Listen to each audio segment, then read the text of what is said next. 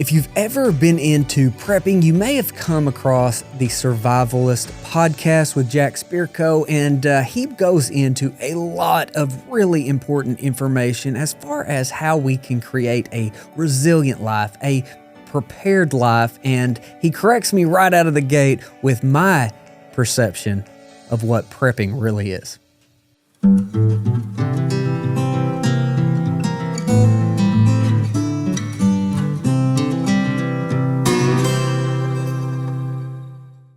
Jack, I'm absolutely tickled to be visiting with you, my friend. You have put out more incredible information as consistently as anybody I've ever seen. And I just love all the topics you cover, from this, almost homesteading, prepper, permaculture, freedom.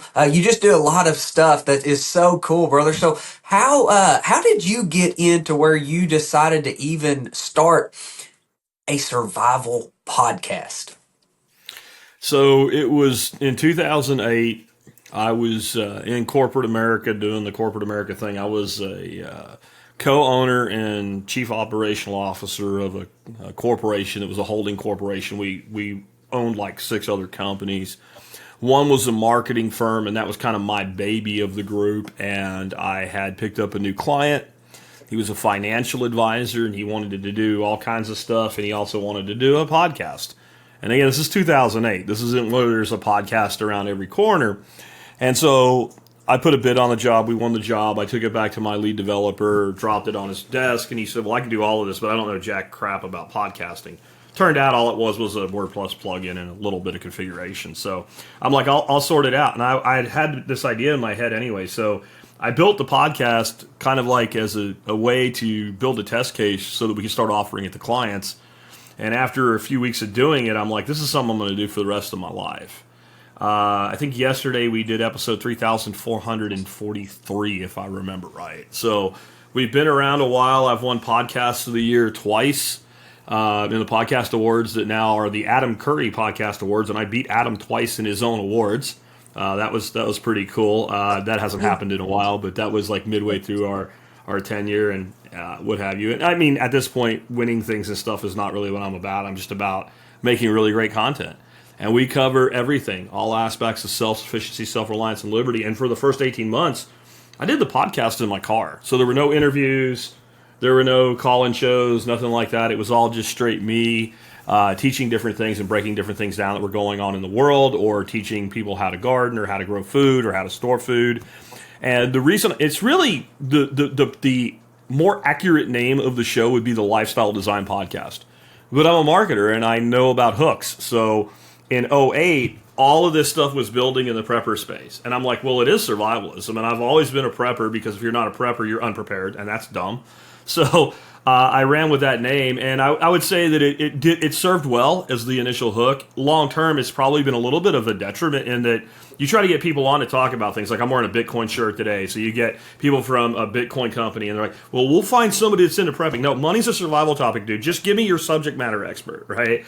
Or you get a permaculture person and they're like, well, we'll see somebody in our organization. No, permaculture is food. Food is a survival topic. Just bring the person. I'll take care of the interview. And that's kind of how it evolved over time. One thing I'm super curious, and you kind of laid it out there, is the kind of the divide between the prepper and almost this scarcity type mindset versus, say, prosperity and the ability to produce. So how have you been able to balance that? Well, so you just realize there isn't a balance to do, because the prepper community is all about abundance. The idea that preppers are about scarcity and what have you, and hoarding or whatever, that's a mainstream media idea. That's not reality. I've been in this space for almost 16 years now as a professional, and I've been in this space my whole life. And the whole point of being prepared is that you have all the systems of redundancy set up so that you don't have to freak out about scarcity. And a huge part of that, you get into any prepper community, we're all growing food. We're all growing food. We're all doing backyard livestock or larger livestock, depending on the amount of property. We're all building community. Preparedness is an abundance mindset. The entire concept is that the abundance is easy to access right now. So we're not the ones that make a bottle of water cost $5 during a hurricane. We're not the ones that wiped out all of the grain during the COVID thing, where people acted completely idiotic and ran out and bought giant sacks of wheat and stuff that had no idea what to do with it because the TV told them to. Like, we were just sitting back going, okay, so there is no scarcity fear. Like, we're the least fearful and least scarcity people that you will find on the planet. We just understand that things break down and go wrong. So our entire design process is to attempt to design systems that rely as little on outside inputs as possible. That's not a scarcity mindset, because the scarcity mindset would be like, oh, we need this. We need this. Or we're like, well, how many ways can we create redundancy where we don't need them? And the more we do that, the more effective we'll be. And so if you're running a farm and you learn how to do things like natural farming techniques where we're making our own fertilizer and compost, etc., using indigenous microorganisms, and they put sanctions on Russia, and all of a sudden you can't get, urea to make NPK fertilizer, you don't really care. And the entire time when there's nothing going wrong, your input costs are less, so your profit's higher. So we're just not, like, that space, that entire idea comes from shit like law enforcement drama TV shows where Gen Zs are out there Googling ideas and creating these characters and all of this nonsense that just doesn't exist. Now, there are some Looney Tunes out there in any space. You can find Looney Tune lawyers, you can find Looney Tune preppers, you can find Looney Tune farmers, you can find Looney Tunes that think that they're a different sex than they are, you can find Looney Tunes it probably is priests. So we have some Looney Tunes, but when the Looney Tunes show up, and they do, they don't stick around in our community because it's not what they're looking for. Awesome. I love how you laid that out, because that's just honestly with anything that I've experienced, it's the ability to create that I'm just kind of so drawn to, whereas that idea that's been put out there that it is about scarcity and hoarding and all that. So I'm glad you laid that out. Yeah. I mean, like, just food storage would be an example of how we're not hoarding, we're just building resiliency. So we teach, depending on, and you can use this term, but it can be for anything, copy canning. So something that you use once a week, when you go to the store, you pick one or two items that you use once a week, and instead of buying one, you buy two. You stick them in your pantry, just like they do in a store, and you put the oldest one in the front and the newest one in the back. And then the next time you go to the store, you do that again. And you do that until you have maybe 3 months worth of those items. And then okay, now you're good. Now you just keep buying one and replacing and like shells out of a magazine.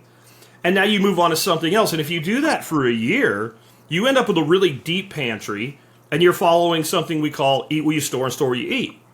Okay, that's not hoarding. That's not scarcity. That's having basically a convenience store in your house. Right? So you're not the person going across the hall asking somebody to borrow 3 eggs or something. You're the one they come to ask. And so, like, when you start breaking it down in simplistic terms, you actually say, well, why doesn't everybody do this? So the food thing, what you just did is you created your self-insurance plan for food. The same person that will call that crazy probably has insurance policies that cover things that will never go wrong in their life. Right? They have fire, and I'm not saying you shouldn't have these, but you have fire insurance, you have homeowners insurance, you have car insurance, you have health insurance. But the thing that you need every day is food, and you have no insurance for food. And, as stupid as COVID was, and it wasn't a COVID problem, it was a government problem. The government created a real problem, and in days, supermarkets were wiped out. And what they get wiped out of? Vegetables, dry goods, and meat.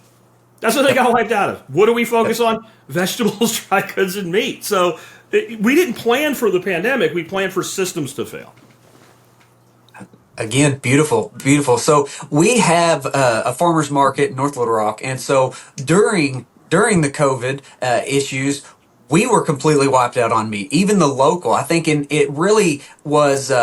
I think there were a lot of positives in what happened with COVID, and Agreed. a lot of people woke up to, wow, our food system's super fragile, and we don't understand where our food even comes from. So what I really loved about your approach is kind of teaching that self-sufficiency on the food production, even if it's just a percentage. I think it's extremely important, because Jack, we're losing farmers at it unbelievably terrifying rate. And especially the farmers that are in that conventional model, they're getting consolidated like crazy, and we're doing things that I feel is quite possibly one of the biggest weapons against health in agriculture, whereas one of the biggest benefits to health is in agriculture done in a different way. So what are your thoughts on this regenerative agriculture movement, and how do we pair that and balance, in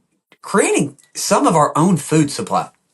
So, as a permaculturist, the first thing I do is look to nature. Bill Mollison and Jeff Lawton both have famously said the forest is the ultimate teacher. Well, the forest is the teacher, but all natural systems are teachers. So, where is the most abundant and restorative and constantly building soil? Where does it exist other than in the forest or in marine systems? And the answer is savanna systems. So these look like great big plains, but they're not, because they have clumps of trees and lines of trees everywhere. And why are they so fertile? Because they have the trees that are seen to the water cycle and the carbon cycle. They have all the edge effect that you get from field transitioning to trees. And they have constantly pulsing through them herbivores. If you go to Africa, which is kind of the king of savanna systems that are still preserved, you've got wildebeest, you got zebras, you got gazelles and giraffes and all these critters moving through, and you got cheetahs and lions and all kinds of things that want to eat them. But the prey largely outnumbers the predator, so the prey have adapted to staying in clumps and constantly moving. Okay, so how do we do that in agriculture? What's the closest thing to that? Paddock shift, cattle or sheep or any other ruminant in a silvopasture system, which is, silvopasture is just mimicking, with intentional design, a savanna.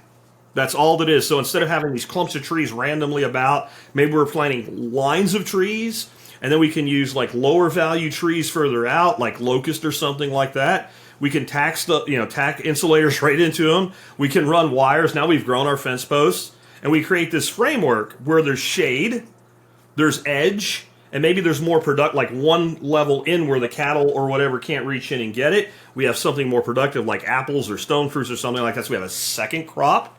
We have all this cycling going on, and we move those animals every day through that system. Well, that's the same thing that the buffalo did here before we got rid of the wolves and the buffalo. They do not move like crazy all around the place. They stay together because that's their form of defense. And they constantly are moving because once they've crapped all over their grass, I don't want to eat that anymore. And wild herds in a natural system without the predators removed will almost inevitably eat about 1/3 of the grass in an area, and then they'll move on. So what do? We let the animals graze about 1/3 of the forage in an area, and then we move them on. And then when we don't till that, and we let that keep going, then the dung beetles come back. The dung beetles roll up the turds and stick them in the ground and fertilize it for us. The worms eat everything. Other critters come through, like native birds and things like that, start scratching at it and picking seeds and what out of the turds. So what do? If you really want to turbocharge it, we take some chickens, and we take chickens and chicken tractors, and we follow our herd of cattle about 2 weeks behind them. We let regrowth come. If we really want to turbocharge this, the more species we add, the better we get. Then maybe we bring hogs behind that. And each one of those spaces, maybe we'll go through that cycle only once in a season, possibly twice, depending on the quality of it. And that land will just get better and better and better and better. Now, that's not the only way to do it, but on a broad scale, that's the fastest way to do it. And we have places like, I lived in Arkansas for a number of years. I lived in Hot Springs, so not far from where you are. But one year when my wife and I went out to Florida, we drove instead of flew. And we ended up driving through like northern Louisiana and southern Arkansas. And oh my God, the agriculture there, the amount of it is insane. But it's all corn, beans, rotation, things like that, cotton. And you're looking at 40,000 acre plots. All right, so that's the land that's been mostly damaged.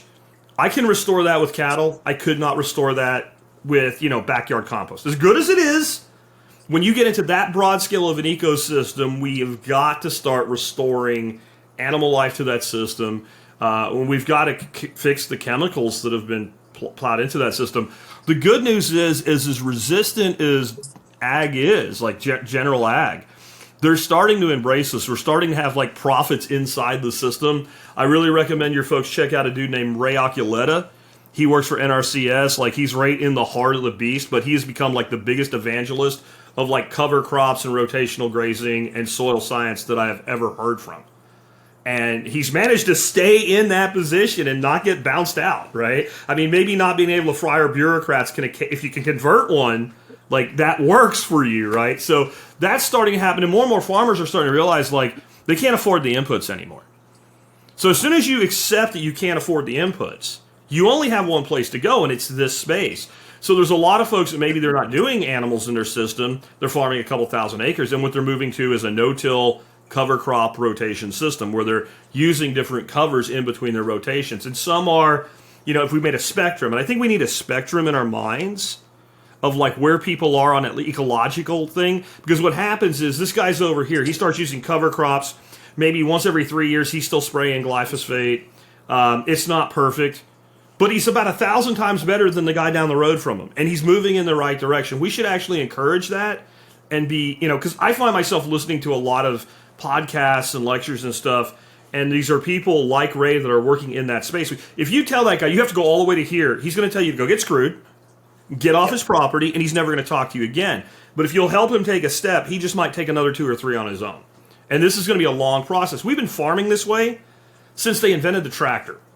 Since they had the first tractor, the first Fordsons that you actually had like a blank 12-gauge shell, right? And you screwed it into this thing on the side of the tractor, and you hit it with a sledgehammer, and it fired up that tractor. The first one of those, we started farming this way. And so that's over 100 years now. So if it took 100 years to do it, we're not going to undo it in 10. We're going to probably undo it in 20 or 30, depending on how painful not transitioning becomes for farmers. If we weren't subsidizing ag, and I'm not saying we should pull it all immediately, like you've done this for 5 generations now. You have to ease off of systems like that. But if we weren't subsidizing ag, this would not happen. Because if we weren't throwing those subsidies in there, then you wouldn't be able to afford this idea that if I want more corn, just put more nitrogen on the field. We wouldn't be able to afford the fact the average farm today that's corn bean rotation, if you test the soil at a deep level, it has 40 years minimum of phosphorus in it. And to this day, one of their biggest and most expensive inputs is more phosphorus because it's all locked up. You get about 10% of what you put on a field today if it's been conventionally farmed for 20 years or more. So you go pay for 1,000 pounds of phosphorus, you got 100 in yield. Well, if we turn the biology on, you don't probably ever have to put phosphorus on that field ever again. So, yeah, that's where we're at, and people are starting to figure that out. It's exciting. Everything that you just said just kind of parallels so many topics that we've covered. Ray's been on. Ray's incredible. Ray is retired now. He's with Understanding Ag, Okay. and he's teaching these principles. He spent a lot of time in Arkansas too. There at the end of his career. But Jack, if you would give me his contact information and an introduction, we're square on me doing this interview. We're good. I'll give you another one if you want it. Yeah, you're good. Ray is a great dude. Crazy busy like the rest of us, but I will absolutely do that. Okay. His partners in Understanding Ag are Dr. Alan Williams and then Gabe Brown. Okay. And Gabe and Alan have spun off a certification for regenerative agriculture that is spot on what you said on that. Meet the farmer where they are and work towards stuff. Yes. Not put this box and say you have to fit in here. And it is incredible. So Regenified is that certification, and it's really, really doing well. But as important as that is, help us go into that topic of the self-reliance with food. What are some of the things that we can do? What does permaculture even mean, Jack? And how do we use the animal impact, as Gabe likes to call it, the animal impact on these smaller plots? Because you've done a beautiful job in doing that. In fact, that's my focus. Like, I look to what people like Gabe and Ray and Bill Wilson and a lot of these other guys are doing in these spaces. I'm missing them now, but there's a lot of folks doing this at a very large scale level. They're probably the smallest places they're working with are 100 acres, and some of them are tens of thousands of acres. And that's great, but it doesn't help you. Well, it might help you. I don't know what, but I'm saying the average person out there that has a half-acre suburban lot, or like I have a 3-acre property. I'm not going to be grazing cattle on a 3-acre property. So what I've tried to do is the exciting research, the cutting-edge research and what works is all being done in that space. And so I go into that space and I take the time to intellectually understand why it works before I change it. Because what people usually do is go, oh, well, that works over there, but that's what they're doing, and so I'll just change it to fit me. It's a natural instinct. It is what I'm doing. But if you don't understand why they do things the way they do things, every time you change a thing, you don't know what you've done. It's like jumping on somebody's computer code and you start altering code before you understood what they wrote. So you change one line of code and you screw up 1,000, right? You have that cascading error effect. So that's my approach to this. So an example is, I'm not sure if you know who Dr. David Johnson is, but he's the guy that developed the Bio-reactor composting system. Actually, I wouldn't say developed it. He made it a thing where other people did it.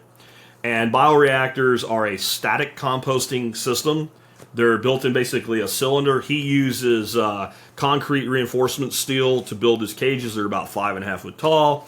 He puts them on a pallet, and then they get loaded, and they have pipes going down in them. And after a certain amount of time, you remove the pipes, it creates an airflow, and basically that compost takes a year to finish. And it's fantastic. Compared to like a high-turn compost, it's not even close. The biodiversity is enormous. You'll end up with somewhere between 400 and 500 beneficial species, but you'll end up with 100 making up 80% of the bulk.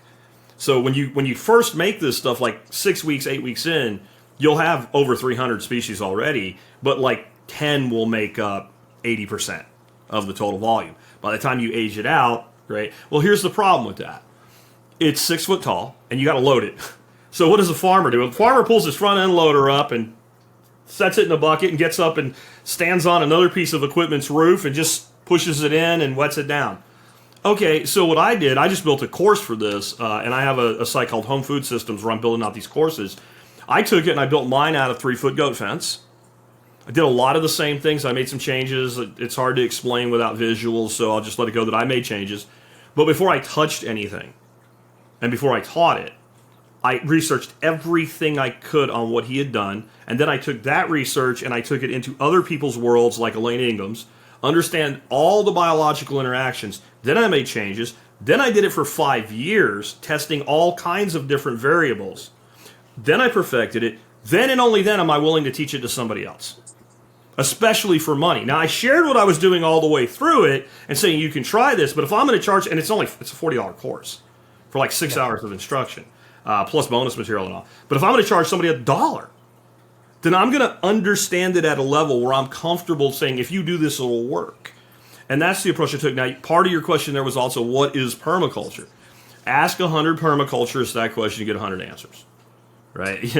But permaculture to me, and I think Jeff Lawton and I kind of have a very similar view of this, is a design science that uses natural systems to provide all the things that humans need. Right, and that is first and foremost a design science. It is not like you can find permaculture videos of hippies rolling around in mud and singing songs. If you want to do that, go, God bless you, roll in all the mud you want to roll in, but that does not define permaculture. When I first heard the term, it has this kind of hippie-ish, kind of, yo, bro, type of feel to the sound, just the thing of it, and I wasn't sure about it. And then somebody sent me a video, and this is all the way back right about when I started the show, so 08, 09. It was called Greening the Desert from Jeff Lawton. And it wasn't the newer one that most people have probably seen now. It was like the original was like 2 minutes long. And it was horrible. It had like stop gap animation and slides in it and all. But it was this site in Jordan that they terraformed with permaculture techniques. And I had been on the air bitching a little bit about how hard North Texas can be sometimes because of our heat in the summer. And I just went, I got nothing. If they can do that there, I got nothing. And I'm like, I need to know more about this. And so I dug my teeth into that. And at this point, I would say permaculture is most known for ag, but that's not really what it is. It's a design science. So a design science is like an architecture science, right? Like you can design anything with it. My entire business runs on a permaculture mindset. With permaculture, you have a prime directive, which is the only ethical decision is to take the responsibility for ourselves and that of our children. So my business is built that way. My business is built that when I'm gone, I will leave something behind for my children, and then it's up to them to do it for their children and, well, my grandchildren. So they get the next batch of generations. Then we have care of Earth, so we don't hurt the Earth, because it's our giant spaceship we all live on, and if you hurt the spaceship, you should be ejected out of an airlock. So we try not to, and there's realities of modern living. I'm not perfect, nobody's perfect, but we should be making that effort. Care of people, if you're hurting people, you're not doing permaculture. So you have to balance those. Sometimes we're in situations right now where maybe I need to do something to help somebody, right, that I really don't want to do. Like if I had somebody, I don't consult, but if I had somebody with a farm and they had a fungus problem, and it's mid-season, and I want to transition them to an all-natural system, but I can spray a fungicide that I really don't want to use and save their farm so it's there next year, I'll spray it. We can't hurt people, right? And then return of surplus. So every system has surplus, and our mindset is very much a mining mindset in the world today. We want to take everything that's in surplus and we want to move it somewhere else. Well, we need to be reinvesting all of our surplus that we can manage to do back to the goal of the first two, care of the earth and care of people. Another way that ethic is described, and this is the original description, it's the one I prefer to teach. Most teachers don't do it because it's more complicated and it evokes some thoughts that shouldn't be there of things like eugenics, and that is setting limits to population and consumption. Now, if you see that as an overriding governance of the planet, I kind of feel the same way. You don't need to make that, but that's not what permaculture is. Permaculture is practitioner level design science. So it's real easy to explain that with, I have a 3-acre property. I got about 30 ducks running around on it. At its height, when we were doing them commercially, I had like 150 in my flock. And we had them in a paddock system, a lot like we described with cattle, and it worked. But I can't put 15,000 ducks out there. Or 15,000 chickens. I will destroy this property if I overpopulate it. I could put 6 more houses here, and everybody could have their own little permaculture thing, and you have 6 families on 3 acres. No problem, half acre piece. You can't put 50 families on this property and expect the property to produce for them.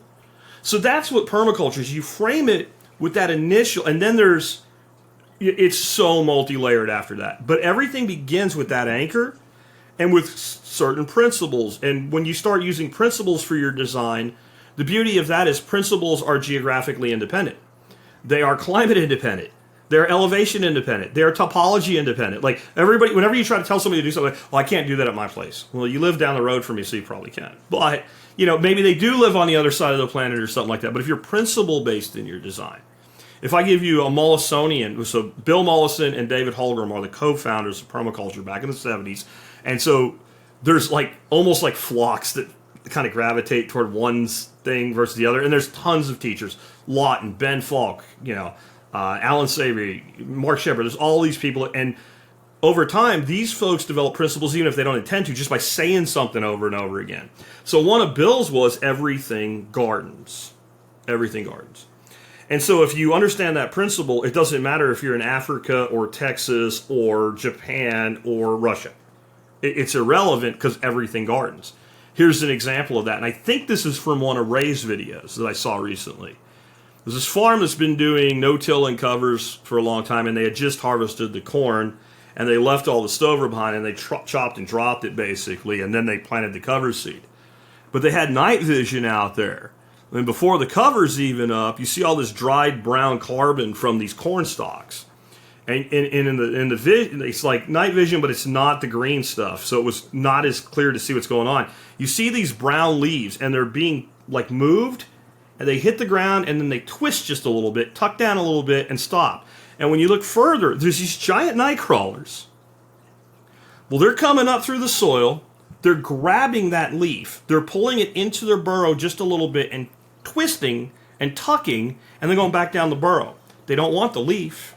They want the microorganisms that happen from the edge interaction of the carbon and the soil profile that creates the microbes, and they feed on the microbes in their waste. So the earthworms are gardening. Everything gardens. So that principle will apply everywhere. That principle will absolutely apply everywhere you go. Now, what do a lot of people do with that stover? Well, they strip it off the land and they feed it to cattle or something like that. You want to feed it to cattle? Put the cattle through it. Let them eat it right where it is. They'll eat it.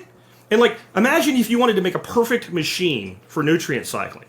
You'd want something that took something like a grass or a forb, ground it all up, wet it, held it at about, 95 to 105 degrees for about 48 hours, broke it further down, applied biology to it, and squirted it on the ground. We have that. It's called a cow. Right? So by obeying, and okay, now what's gardening? Well, the cow's gardening. Well, then comes the dung beetle, and the dung beetle balls up the poop and sticks it in the ground. If we want to add biochar, let's put biochar where the cattle can get to it. They'll eat it.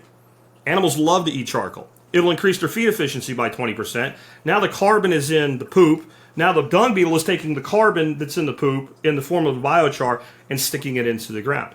Everything garden. So this one principle. You open it up, and it's kind of like when scientists started breaking up atoms. Like, all kinds of crap came out of it. The smallest thing's an electron. Oh, wait, here's a quark. So when we do this, we start to realize, this is this multi-layered, and then there's another one. Pattern recognition, right? So pattern recognition is a permaculture principle. So now you're seeing the pattern recognition. So now we can take that anywhere. And, I don't have cattle. Okay, what does this where you are? And that's where you have to get with students, do you want a solution or do you want to bitch about your problems? So I'm not the most sugar-coated instructor either, if you could tell. I love it. I love those principles and the way that you laid that out there. The feeding livestock or ruminants, the charcoal, is something that I did not, I've never heard of. I think that is fascinating. The biochar, is it Terra Preta that they have found in the Amazon rainforest? We've been doing some of these things since pretty much the beginning. So what, can you expand a little bit on that biochar? What is biochar, Sure. And why is that a thing that we should pay attention to? So it was a component. It's not everything there is to Terra Preta, but was a component in it. And there's a book by Charles Mann, I think is his name, 1491, and then he has another book called 1493, and it's America before Columbus, and it's pretty much the whole world after Columbus, and they're both fascinating.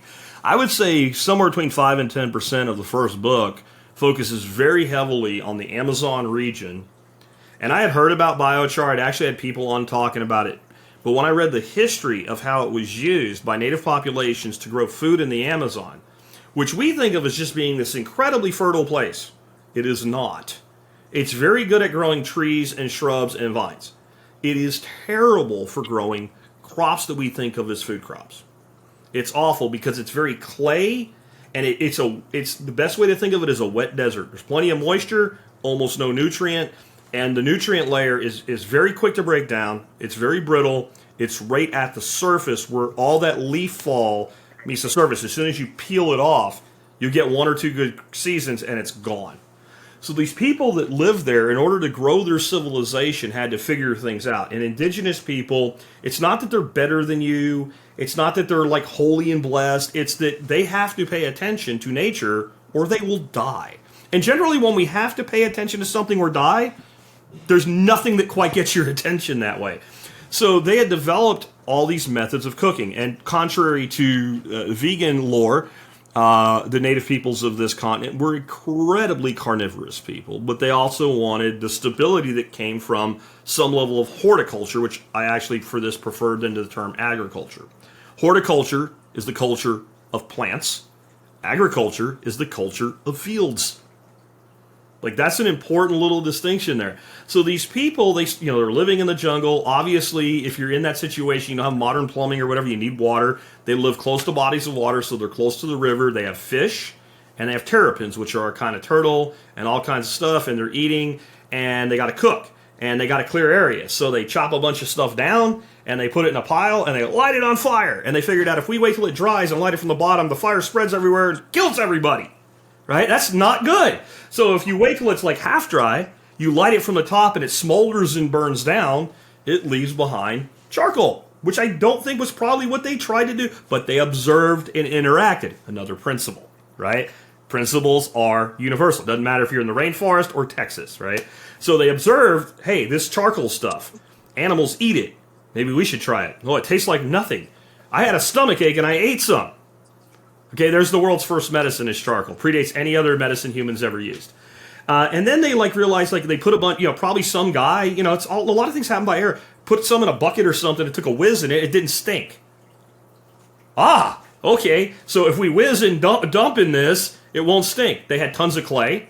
They made cheap pots that they used as what we call pot today. You go to the potty, right? So then they start taking a dump and pee in the pots, and then they realized real quick, humans realized, hey, separate liquid and solid, and you get much. So they were creating these pots, and they were basically composting with charcoal to keep the stink down. This is all guesswork, but it's pretty good guesswork, and it tracks logically. And then they figured out that wherever they threw all this stuff, or the places that they had burned stuff in the past, or the places where they had like their kitchen middens, and they threw everything and abandoned it and made another midden, the stuff grew really well. We should do that. So then they started doing it intentionally. And they built this civilization of, some estimates are in the millions that lived along the Amazon and some of its tributaries where all this Terra Preta still is, thousands of years later. One of the first explorers that went through there, I don't remember exactly which one it was, but they ended up splitting the thing and they went down the Amazon out to the sea. They almost got killed. Like, they lost half their people to all these angry natives. And he described it as a city of gold. But he didn't really mean the bars. He meant just the total value, the food, the civilization, all this stuff. And, this is like 1500s, early 1500s. So it takes like 100 years before somebody repeats this journey, and there's nothing. So we went from millions of people to nothing. Well, these guys probably laid down smallpox, influenza, and other diseases when they went through with a population that had no ability to handle it. It probably didn't kill as many people directly as we attribute, because we like to make up extreme examples of how bad people are now. What it did is, if you kill enough of a population, you lose your engineers, you lose your farmers, you lose the people with knowledge, and the civilization fragments and it moves out, and it goes back to a hunter-gatherer society. So this was a sophisticated society driven back to little pockets of hunter-gatherers that went off in the woods. But then we found this soil. And there are people that are running like avocado plantations and stuff using the soil today. They never amend it. They never touch it. They plant it, and everything just grows like crazy in it. And there's places where it's 2 meters thick. So the soils are always kind of this washed red clay.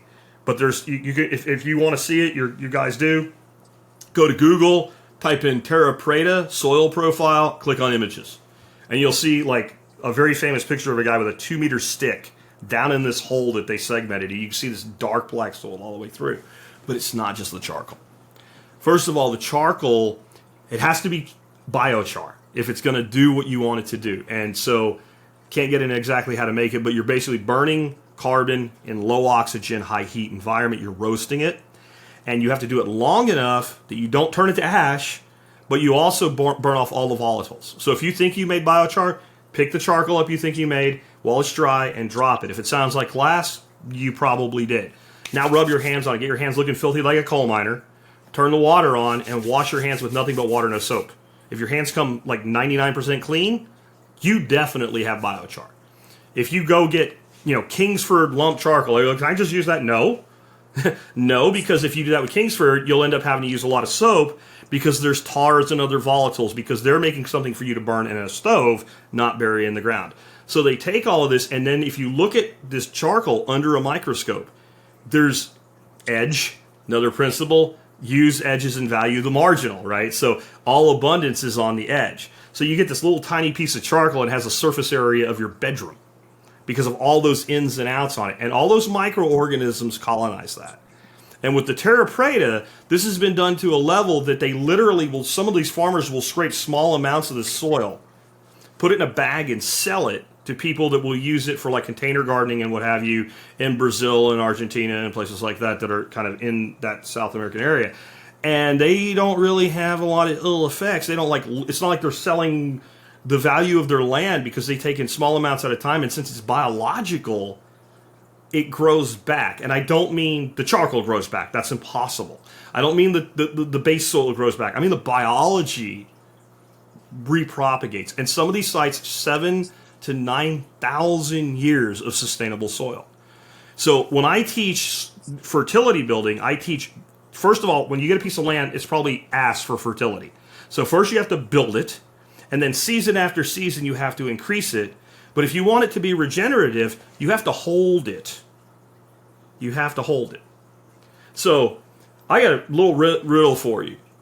What is the thickness of a ton of topsoil lost across 1 acre? I don't know. One sheet of paper. Really?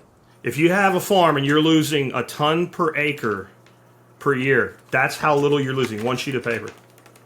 So if you're losing 10 sheets of paper per acre from wind and water erosion, you're losing 10 tons of soil per acre. The largest export by tonnage from the United States to the rest of the world is incredibly valuable. We owe our life to it, and we get no money for it. It's topsoil. We export more topsoil in our rivers, streams, and wind currents into the oceans that causes all its own problems a year than any other 10 commodities. If you put them on ships and sent them to China or Europe or whatever and got money for them, 10 together will not equal the tonnage of topsoil that we are dumping into our oceans and rivers. And so we can't go on like that. Biochar is not a silver bullet, but it's one thing that will help turn the corner, especially in poor quality soils, etc. If you have really rich, deep humus in a northern moist climate, it probably won't give you that much of an advantage. But like 80% of the people trying to grow stuff, that's not them. That's not them. And my other thing would be with biochar, do you irrigate at all? Yes, then you need biochar.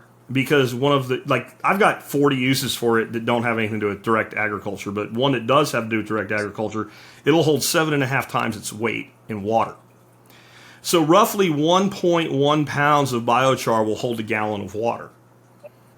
So factor that across, let's say, using over time on a plot that you're farming, especially small growers that really could do this, let's say a ton of biochar to a half of an acre. And so now you're looking at 1,800 gallons of water holding capacity. And then, unlike humus and organic matter, which are valuable and hold a lot of moisture, but what happens to those over time is they break down. That's why we have to be doing things like nutrient cycling with cover crops and leaving roots in the system and keeping an armor on the soil, all of that, because those things break down. Biochar, for the sake of our discussion, is forever. It's thousands of years. It's so beyond a human lifetime that it's forever. If you're worried about CO2 and global warming, which I'm really not. I think we have a lot of really bad environmental problems I'm trying to solve. But okay, I'll play that game if you want me to. For every pound you make into biochar, it's like taking 3 pounds of CO2 out of the atmosphere, which seems to be sorcery and make no sense. But what is CO2 made up of? 2 oxygen and 1 carbon. Take away the carbon atom and the other 2 oxygen molecules have nothing to bond to. So you can see real simple math there. It's roughly 3 pounds of carbon, 3 pounds of CO2 sequestered for every 1 pound of biochar. Now, even though I'm not worried about that, I understand money and I understand making things financially viable. So there are a lot of people using biochar in like large greenhouse market garden situations where they have maybe 2 acres under glass. Under glass. And what they'll do is they'll put in a couple really big biochar kilns, and they'll find a local source of material that makes good biochar. Now, they only need to make so much biochar before they don't need any, like in those greenhouses, and they're growing, in the soil profile. We're not talking container growing here. We're not talking about starting tomatoes. We're talking about farming in greenhouses. They'll get to that soil amendment to the point they don't need to put any more biochar in it. But they have all this money in these kilns. So biochar makes biochar, but it also makes wood vinegar, and it makes heat. So Bob Wells with New England Biochar, I think Living Web's Farm is the YouTube channel this is on. They have one greenhouse operation like this in the Carolinas. And they have 2 giant kilns, and they look like 10-yard dumpsters is what they look like, except they close in to make all this biochar. And every time they're doing a burn, they have pipes full of water on an open recirculating system so nothing blows up. And those pipes are buried 1 foot deep in the greenhouses. So they're taking that heat and they're charging up the soil temperature so they can grow year round. And they're overwintering and growing like things like peppers that are actually perennials in the right climate as perennials. Even if they prune them almost to the ground and mulch them, they're not planting again next year. But what do we do with the extra biochar? Well, depending on the source of the stock, there's a whole carbon credit market to feed that. And companies like Microsoft that you would think have no interest in biochar, it's their magic to play in the carbon credit game. And Microsoft alone has a bid out right now for more biochar that exists. Really? Now, they're paying rock bottom lowest price, but that means you have a sale barn equivalent. Any surplus you can't get rid of, as long as your feedstock meets the requirements to play in that market, you're good. But it's very valuable. So they start selling it. So now we have another revenue unit attached to a farm, and farms need as many revenue units as they can get. Now we're back to a different kind of resiliency. No matter how good the practices of the farm are, if we do not make it economically valuable and the farm goes away, those practices go away. So the more ways we can stack revenue units into something like this, the more powerful we can get. And before I let you go on from here, just one of the really important things with Terra Preta is to understand there's other things involved in that. So the other problem with the soil in the forest system is they're very acidic. So our solution to that is to put lime down. Those terrapins I mentioned, all those turtles, they ate the hell out of those. They smashed up the shells. They included that in their mixes. And so that was the equivalent of liming the soil. So they were using the turtles that they were eating to lime the soils that they were growing their other food in. So again, there's this holistic thing, and this is thousands of years old. Some of this stuff, like, it's literally so old that we didn't think people were living there because it meets the time that we think people came across the ice bridge. Totally unrelated. I personally believe humans were in North and South America way before science says. I don't know if you listen to Joe Rogan at all. I don't a lot, but he has certain guests that, like Graham Hancock and Randall Carlson, if they're on, I'm going to listen. And Graham was talking about how they found these mammoth bones in California, fossilized, that are 120,000 years old by carbon dating. And they have tool marks in them that have to be from humans to break them open and get to the marrow. That, bones don't naturally break along a specific fault line that was chiseled into them. So, and that puts human contact in North America at 120,000 years. And I really recommend you folks, both of the books by Charles Mann, 1491 and 1493, are good. But the first one, if you're into this stuff, it'll blow your mind. If you read the other one, you'll learn about, like, if you think you know history and you don't know about malaria, you don't know history. If you think you know history in the North and South American continent, you don't know about rubber, you don't know history. Like, in that book, he makes the point that, like, the Industrial Revolution required three things. One was oil, one was electricity, and one was rubber. If you take away any one of those three things, you do not get an Industrial Revolution. Because what good is electricity if you need to run it through a wire and you don't have anything to insulate it with? Yeah. So they're both fascinating. I'll have to get those. I was not aware of the books by Mann.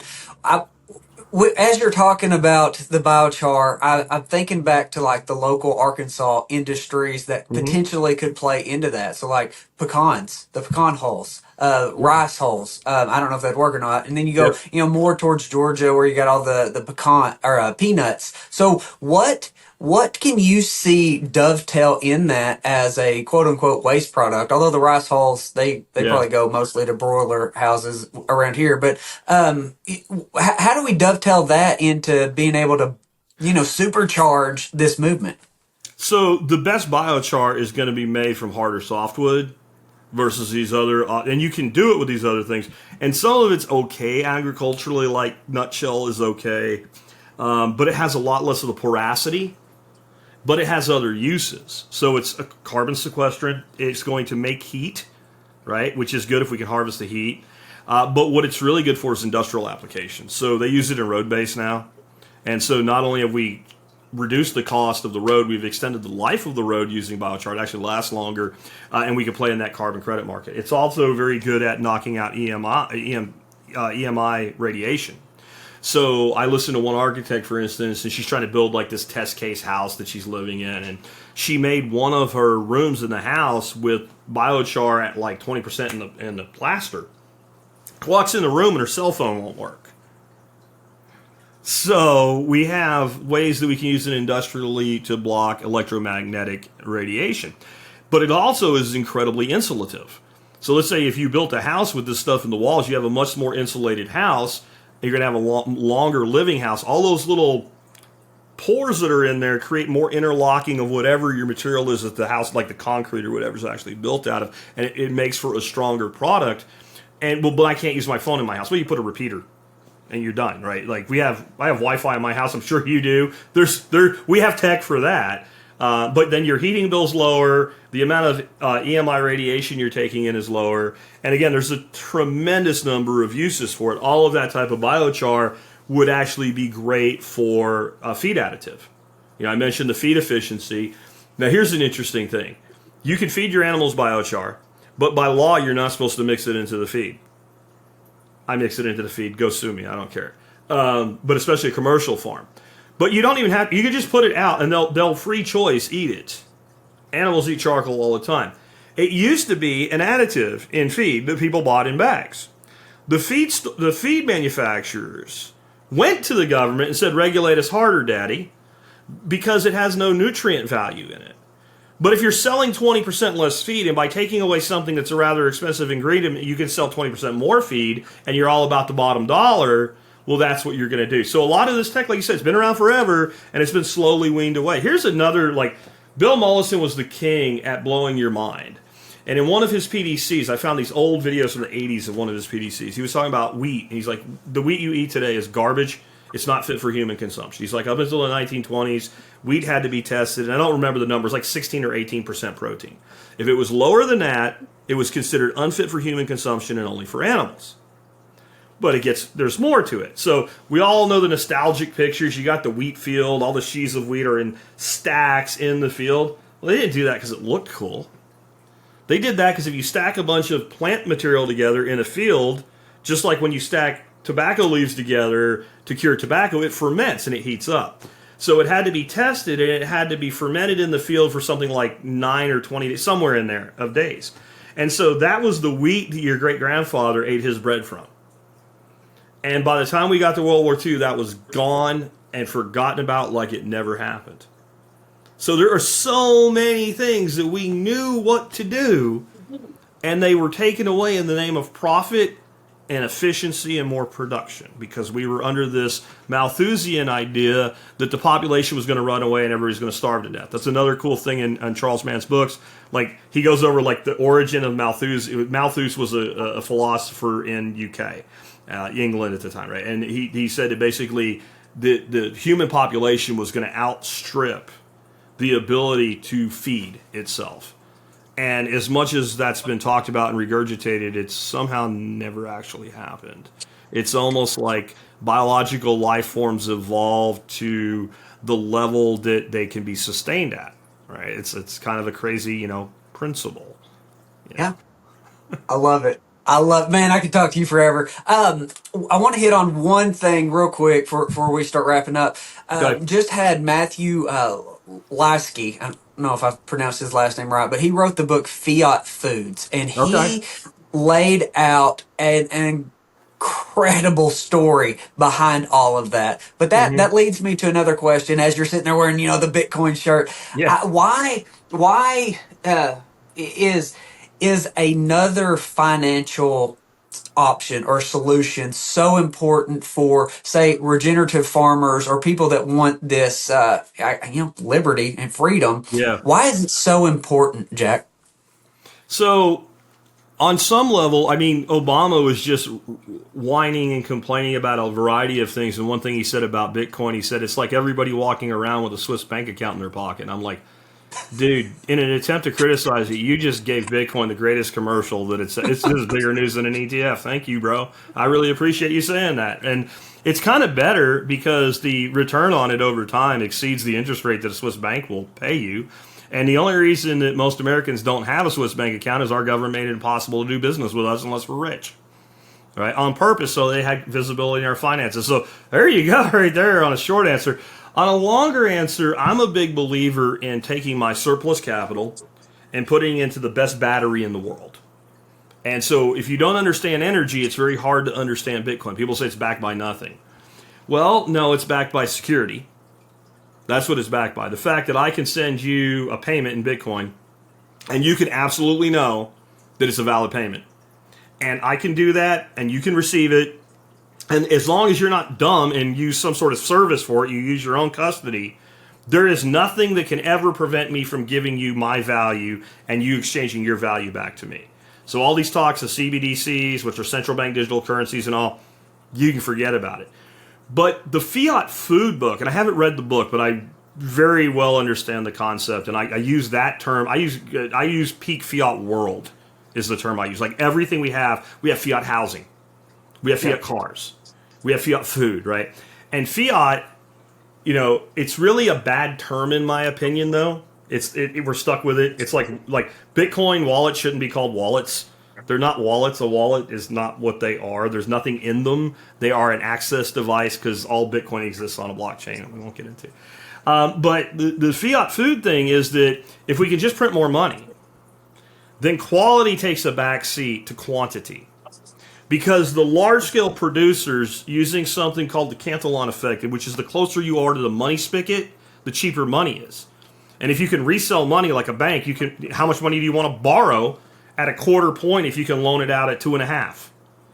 All of it, right? All of it. So everything becomes a fiat thing. Like when I was younger and I used to manage New York City was part of my territory, and I would walk around, old parts of Manhattan and all. I would see these churches that were like carved marble, like there had to be like 50 sculptors that were like Da Vinci level up on scaffoldings for 5 years, chiseling this facade on this church. And I go, you can't build that today.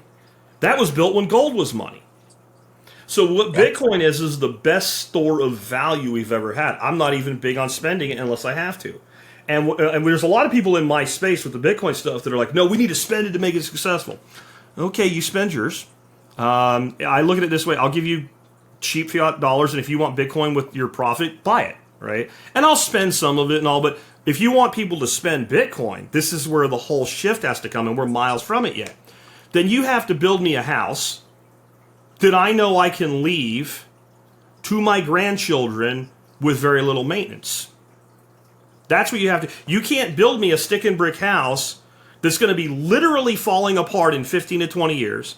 That, by the way, is surrounded by, because we build in subdivisions, 400 other houses that are going to fall apart at the exact same time, while the government's put all these regulations. Like, what did you do when your house was screwed up in the 50s? You put an ad in the paper and you rented a room for a year to somebody going to college or something to get some extra money, and you fix the problem. We can't do that anymore. No, there's too many cars, the HOAs, all of this garbage. We spend something like $6 million per cul-de-sac, right? Because money's cheap. Because we need to design every cul-de-sac in every neighborhood so the biggest fire truck that exists can turn around in it. Did you know that's why we have the size of cul-de-sac we do? I did not. That doesn't make sense in any world at all, ever, under any circumstances. There is no world that makes any sense in, right? Does your fire department have the biggest? Probably not, right? Like, this nonsense, this is the whole planet is fiat. The way we make oil from canola and all these seed oils, I'm sure that's a big part of this book, because that is one of the most toxic things that goes into our body. We shouldn't be eating any of this. There should be no seed oil in your house. Get rid of it. Figure out something to do with it. It makes good. It burns well, right? Set it on fire. I would use it to make biochar as a little starter wick until you're out of it or something. This doesn't make any sense. But when we have Bitcoin, it cannot be hacked. Anytime you've heard Bitcoin was hacked, no, an exchange was hacked. That's an account. That's not Bitcoin, the blockchain. It can't be hacked. It can't be interfered with. It can't be stopped, and it can't be changed. It can't be changed without something called consensus. So any person that wants to, here's a little box that'll do it, because I have a better box now, can run what's called a Bitcoin node. And the Bitcoin node will verify the blockchain about every 10 minutes. It'll say, here's a new block, and that's why they call it a blockchain. Each time there's a block that comes out, it stacks on top. You can go back all the way through the chain to the day the very first Bitcoin was created. And the way that Bitcoin's created is it basically, its supply halves every 4 years of new supply. There'll only ever be, here's how much has already happened. There'll only ever be 21 million Bitcoin. Right now there's about 20 million in circulation, and the last one will be mined in 2150 or 2155. We'll be dead by the time the last. So it's going to take almost over 100 years from now to mine the last 1 million of them. And that creates a scarcity that, again, cannot be altered. People can clone it. They can make, we call it just shitcoining. Like, you're going to make Litecoin or Clown Coin or Idiot Coin or Cannabis Coin or whatever you want. There's no need for it. That's why Bitcoin has succeeded where others haven't. But the amount of energy being used is not a bug, it is a feature. It makes it where attacking it is so expensive because you have to have 51% of the entire mining power to change things. Okay? And if you had that much mining power, the amount of money you would be losing by not mining Bitcoin is such that it would make no sense for you to do it.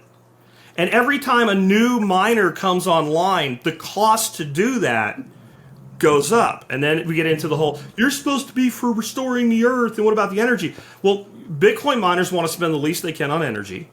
Yeah. So they locate their mining operations as close to power generation as they can, and they buy all the surplus power.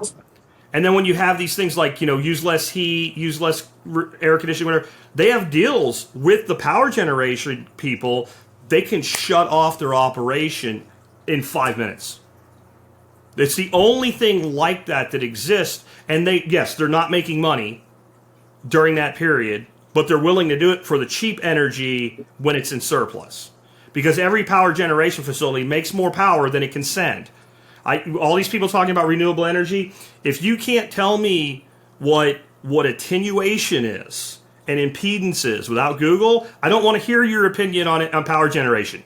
You don't know the most basic concepts in electronics. You don't understand transmission. You understand nothing. You don't get an opinion. You just don't. Not because you're not worthy, because you don't know anything, right? Yeah. So they sit there in that spot. They use up that surplus power. They're willing to shut down during peak demand time. So they actually stabilize the grid, which we just had a major freeze event hit us again here in Texas. And that's what stabilized the grid. We had no real, people somebody's power went out. Well, somebody's power, it goes out. Some dude hit a pole, right? But the grid did not fail. It stayed stable, unlike 3 years ago, precisely because we had more miners. Texas is the number one hash rate for Bitcoin in the country. I think it might be the number one in the world now. Really? So friendly to it, and because it stabilizes our grid. You have all these, this needed to be done. So in Austin, the wholesale price of power went into the negatives as we did all these federal mandates and stuff and did all this wind energy. Texas makes so much wind energy when the wind's blowing that there's so much extra energy, it actually drives the market to zero. But when it's 5 degrees out and the wind's not blowing, it doesn't do, and the windmill's frozen, it doesn't do you any good. So these miners will go and take all that surplus energy, or as much as they need, while it's available, but they can shut off. So it does so many different things that are for the positive. And now that scum like BlackRock are in the business, this entire hate on Bitcoin, it's going to destroy the environment, boil the ocean. Watch this change. I promise you, by the end of the year, mainstream media will be telling you how Bitcoin can save the planet because now it's in their interest. And it was always true. But the biggest thing is it holds value. And people say, well, it's volatile. Well, if volatility is also a feature, not a bug. If it wasn't volatile, why would you invest in it? Right? That lets you BTFD, buy the effing dip, right? If there was no dip, how would you buy the dip? But the bigger thing to me is when we go back to a hard money, and that's what this shirt says. Of course, it's backwards there, but bring back seventh generational thinking. We start thinking with hard money. And if it wasn't for Bitcoin, I'd be a gold bug. The gold bugs are gold is the best money ever. You were right until 2009. Come on, boomers, get on board. Let's go, right? We have new technology now because, compare it to gold, right? Well, gold I can touch. Okay, big deal. What are you going to do with it? Eat it? No? Okay, I didn't think so. So now you need to move $5 million in value from Los Angeles to Tokyo in gold. It's going to cost you a couple $100,000 in security and transport to move it, right? If I want to move $5 million worth of Bitcoin from Los Angeles to Tokyo, I don't even need to move it if it's for me. If I'm leaving the country and I'm relocating, all I need is data. It's a data set. If I do want to transfer it, it's going to cost me $100.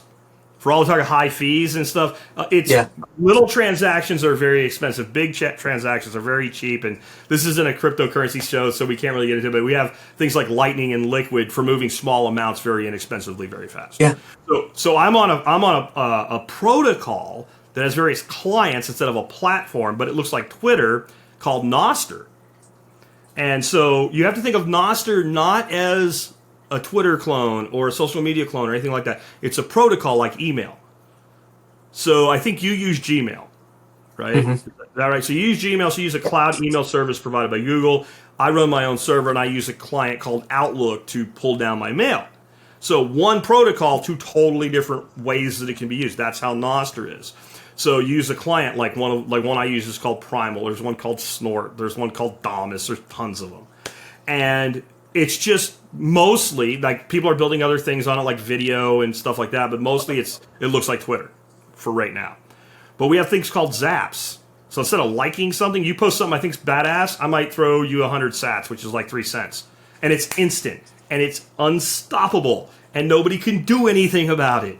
And so, and you can't censor Noster because it runs like Bitcoin in that basically you hold two keys, a public and a private key. Your public key identifies I'm really Jack, and my private key lets me do things on something similar, not the same as, but similar to a blockchain. Once it's there, you can't take it down. You don't have to look at it, right? It stands for notes and other things over relays. And so basically, people run relays. Again, it's kind of like I can run a relay on this little box like a node, and I retransmit things that are sent. And different people that run different relays will say, like, we filter all the porn, right? And so by choosing your relay, you can choose what you see, but no one can do that no one can do that against your will. No one can take your time. So think of all the censorship that went on during COVID. We just killed it, and it's Bitcoiners who did it. So like when people think Bitcoiners are all these like bros that are eating meat and lifting weights and just stacking sats and working at McDonald's for extra fiat bucks to buy Bitcoin. No, we're building the next generation of technology. And we're teaching people about it because we can't fix a fiat world with fiat technology. We can't fix a fiat world with fiat money. So what do you have? And as far as the people that are still on the metal thing, I'll just say when I started my show, I have a membership program, it's $50 a year. And I do a discount for silver. I don't take gold because who's going to, I mean, you know, gold dust in a vial or something to pay for a $50 a year membership. But in the beginning, I would get 30, 40 orders a month for my membership in silver. And over time, that just kept going down. And the discount's not small either. I do it's like a 30% reduction in cost if you pay in silver. And what happened was the Bitcoin payments started going up because somebody can just go send and it's done. They don't have to put it in the mail. Yeah. Right. And here's another weakness. Like I would say 10 to 20% of the silver sent to me in the mail never got to me. I got an empty envelope because there's plenty of thieves in the post office. Wow. And the post office people in my audience got really mad at me when I said that. I'm like, do they make you bring shit in and out with clear bags and purses and stuff? And they said, yeah. I said, well, why? And then they didn't talk to me anymore. That was it. So we're way off where you started, but you know, it is important that people know about it. Well, it's fascinating, and I, in the grand scheme of things, know nothing about Bitcoin. But one of my good buddies, Tristan Scott, wrote Bitcoin and Beef, and so I know he's super big into it. And then kind of one of the guys that we try to learn a lot from, Jack Cruz. He's huge in Bitcoin and down in El Salvador. Have you had Texas Slim on yet? Not yet. I've reached out, but I've not heard anything back from. Shoot me an email. Yet. I'll introduce you to him because he's got the Beef Initiative, and it's all about know your rancher, shake a rancher's hand, and if you can, pay in Bitcoin. I think it's fascinating. I've got so much to learn. But one thing I want to get your quick opinion on is what are your thoughts? Because Tristan says there's no other crypto at all. It doesn't exist. It's all Bitcoin, right? And he may be right. But what is going on, in your opinion, with, say, Ripple and XRP and the SEC and that? And I know that may be way too big for a quick answer, but what are your thoughts? Because I have very mixed feelings on it. Yeah, I call myself a reformed shitcoiner. I looked at the biggest argument that you could make against Bitcoin, which was as the price went up and the cost of transactions went up, if you went to Starbucks and bought a scone and a coffee, it was too expensive to use as a payment method. And then Lightning came around and just destroyed that. And that took the only use case I could see for these altcoins away. There are certain ones that are really, really privacy focused. Like Bitcoin, you have a number and another number, but if you know who one of the numbers is, you can see everything. You can see everything that's ever happened. Again, it's a feature, not a bug. So there's privacy coins like Monero and Pirate Chain, and the thing is, no matter how private that is, what you're doing on your computer is still visible. So unless you're using like really high level cybersecurity protocols, you're screwed anyway. Right, and then there's the $5 wrench theory. If I really want to know, all I do is take a $5 wrench and hit you until you tell me. So once I identify one side of the transaction, I'm $5 away from knowing the other side. So that's limited, but I see the point. But we're developing privacy technologies for Bitcoin as well. Like on Lightning itself, you can do it, but it's a lot more work than hitting somebody with a $5 wrench, right? To even find out who the other, because the people running the nodes don't even know who they're doing the service for, and it uses onion routing. So I don't see a lot of use case. I, like most people, being from the technology space, because all of the stuff I talked about in the beginning was all technology focused. I used to be regional vice president for Fluke Networks and sell computer equipment. I used to work in fiber optics and carrier class. So like with technology, I was like, the first generation is never the best. But then I realized like that's not the point. Bitcoin was a thing, and you built the technology around it and onto it. Every single Bitcoin I didn't buy, I regret. Or fraction of a Bitcoin, I regret. Every single Bitcoin I exchanged into another form of cryptocurrency, I regret. Over time. And I've been in the game since 2013. Wow. And the longer you're in the game, the more you will gravitate, unless you're really smart like Michael Saylor, to Bitcoin only. It's very simple. It's very proven. It works. And today, now what everybody's worried is government going to ban it, government going to ban it, government going to ban it. That's the objection. I've been hearing that shit for 11 years, right? Okay, BlackRock, Van Eck, Franklin Templeton, and all, Grayscale, they all have ETFs now. The ETFs are, there's no Ethereum or shitcoin XYZ ETF. There is only Bitcoin, and that took about 8 years. And there's probably nothing the SEC has ever done that it wanted to do less than say yes to this. But there was so much pressure. They literally had financial advisors going, I'm committing investing malpractice with my clients by not having this in their portfolio at least 5%. So you get the ETF approved. What that actually does, and this is why you haven't seen the results of it yet, and I said a year before it happened, you would have to watch a lag happen. Now it is open to where any 401k could have Bitcoin in it. They don't yet. But now you have 11 of the biggest companies in the world with their marketing departments going to every 401k advisor going, you need to have this, right? So you also have every pension fund manager can now put Bitcoin into their pension fund. And just as a hedge at 5%, 5% of the major pension funds in the United States would consume every bit of available Bitcoin there is, creating greater scarcity, driving the price up. But the big thing, when the pension manager for the firefighters and teachers in Boston puts Bitcoin into their pension, you'll screw with an Indian reservation as a senator before you will screw with the pensions of teachers in America. So with that one move, a process was started that will put a cocoon around Bitcoin.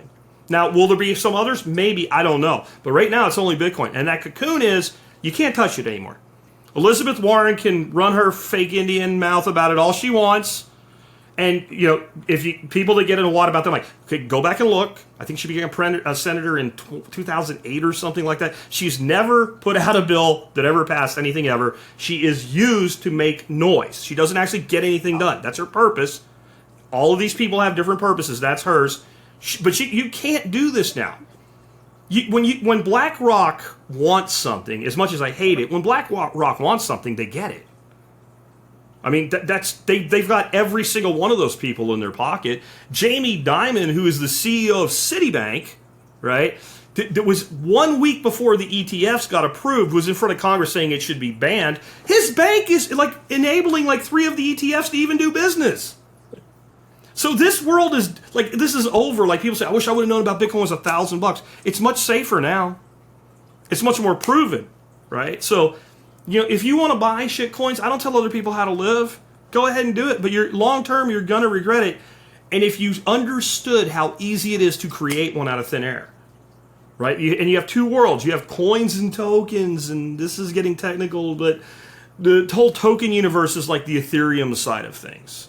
And that's all moved to proof of stake, and it's a garbage way to do things, and they can inflate and change things anytime they want. And if you wanted to build a crypto token and call it farmer token, you could spin one up on the Ethereum blockchain or the Algorand blockchain or any of these other alternative things in a day. And then it's nothing but a marketing project. And so you put a group of founders together, you do a little bit of coding, you can learn the coding you need to do in a couple months. And just if a system is built to where it can be abused, it will be. So you build this thing up, you make a pretty website that's a template. You can buy a template for this, right? It looks like things are going. You put a bunch of headshots up there and talk about how wonderful they are, even though they learned to code out of a Sam's book or whatever. And if you can get that currency onto any of the mainstream exchanges, it'll start trading. And even if it only ever gets to $1, it's going to go way up from where it was.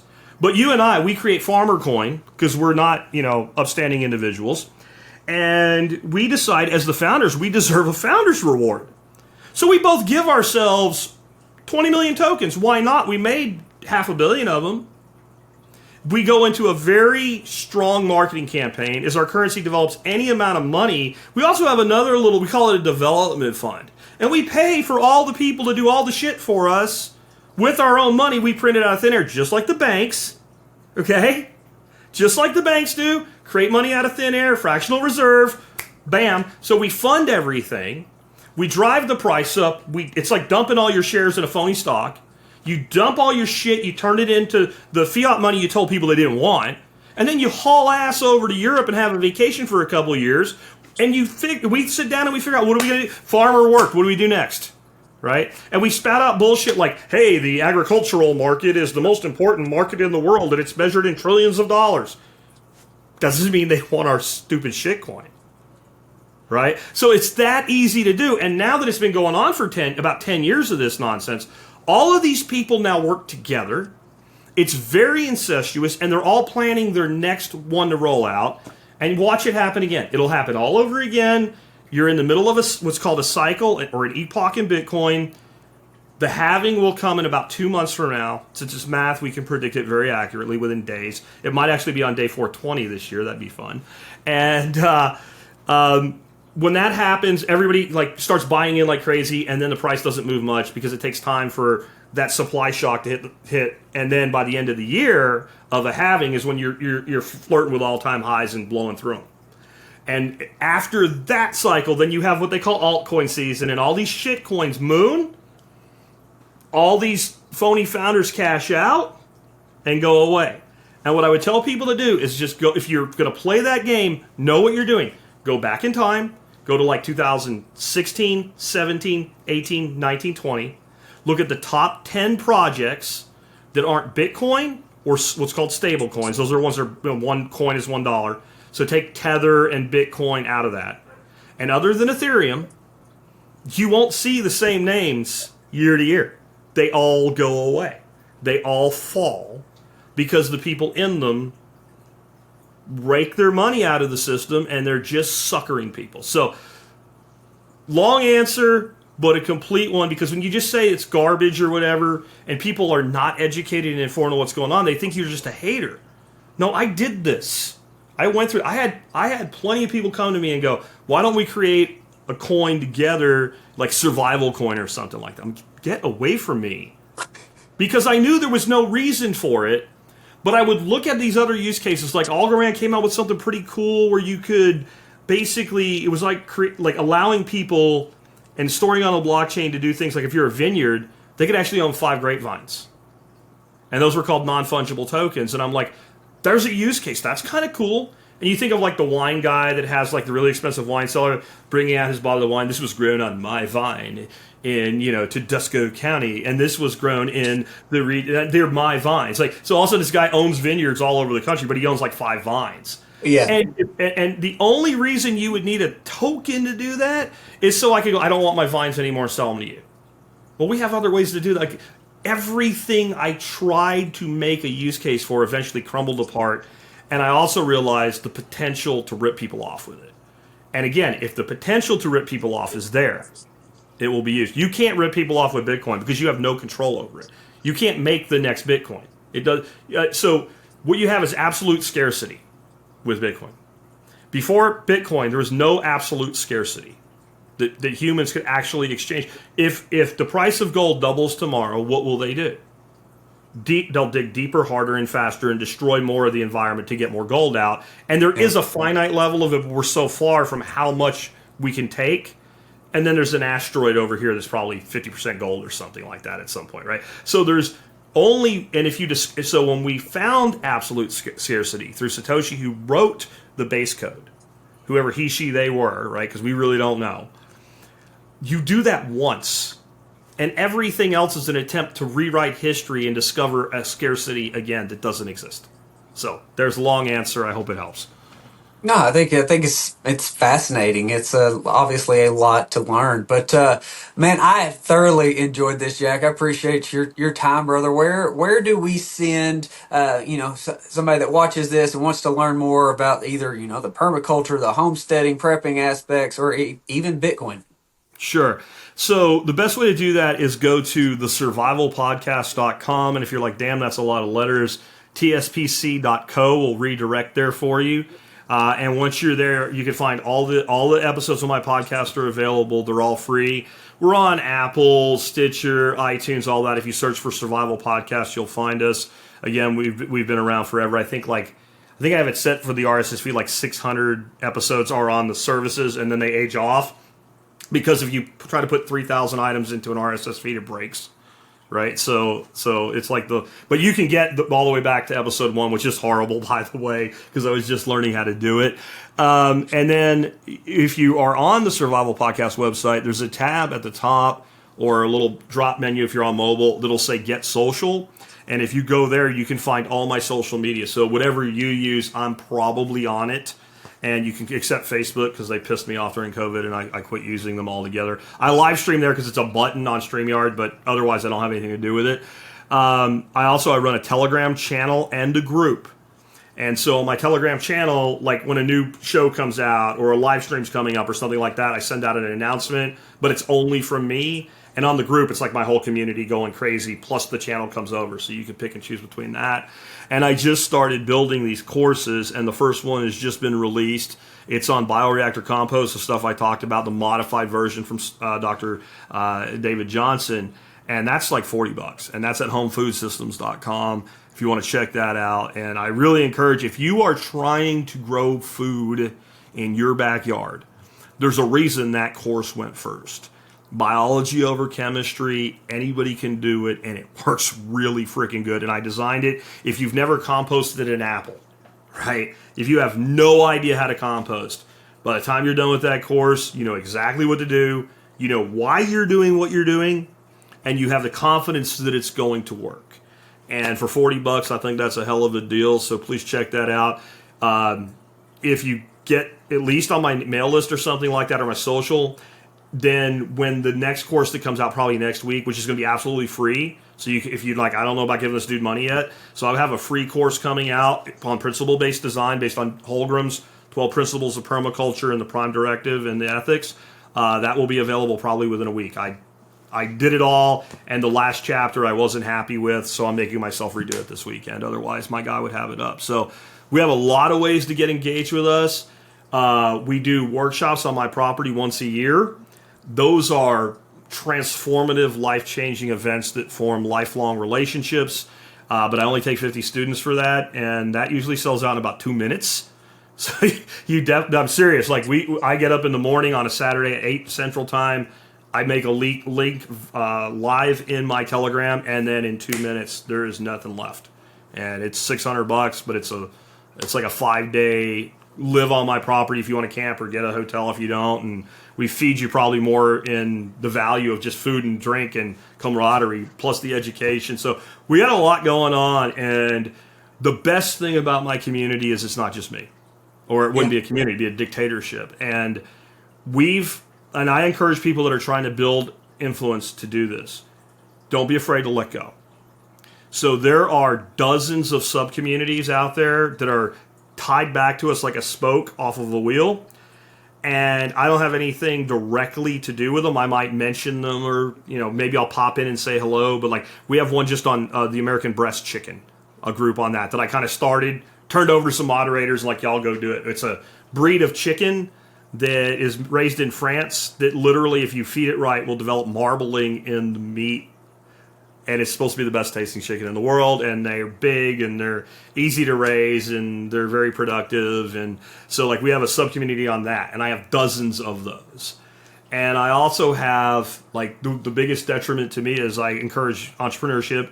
People start businesses and they no longer have time for podcasts. So we probably have 1,000 businesses that are full-time businesses that came out of what we do, and we're not business coaches. We just put all this information for free. Personally, I'm not a religious person, but I use the right vocabulary to define things. I believe that the secreting of knowledge is a sin. That we who know things have a moral responsibility to make as much of what we know available so that people can implement their own solutions with it. And I might charge for a course or something, but if you wonder why, go make one. Right, go put 2 months into a 6-hour course, and you'll understand you have to charge for some things. But honestly, everything in that course, if you're willing to weed and pick through it, you'll find it over time. There's nothing I hold back. I love it, my friend. I have just thoroughly enjoyed trying to get caught up. Unfortunately, I have not been aware of your work up until relatively recently, as I was, prepping for Dr. Berry. But man, I'm tickled. I love what you're doing. I love that you're relatively close to where I am, and I will keep you posted as we get this wrapped up. All right, man. Well, thanks for having me today. Thank you for joining us on Sowing Prosperity. Be sure to follow along across the social media platforms, including YouTube, and be sure to go to sowingprosperity.com.